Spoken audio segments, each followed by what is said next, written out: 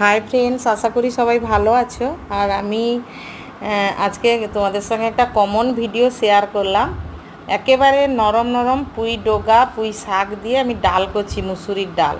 তো ডালটা প্রথমে সেদ্ধ বসিয়ে দিয়েছিলাম, তারপরে কিছুটা সময় পরে পুঁই পাতাগুলো দিয়ে দিলাম, দিয়ে কয়েকটা চেরা কাঁচা লঙ্কাও দিয়ে দিলাম, দিয়ে খুন্তি দিয়ে ভালো করে নেড়েচেড়ে স্বাদ মতো হলুদ লবণ সব কিছুই দিয়ে দিলাম। আবার দেখো কড়াই পরিষ্কার করে বসিয়ে দিয়েছি, দিয়ে দিলাম সরষের তেল। তারপরে আমি দিয়ে দিলাম তেজপাতা, শুকনো লঙ্কা আর 5 ফোড়ন দিয়ে দিলাম, আর পেঁয়াজ কুচি দিলাম। আর আজকে একটু ফোড়নে রসুন কুচিয়ে দেবো, যেহেতু পুঁই পাতা রয়েছে।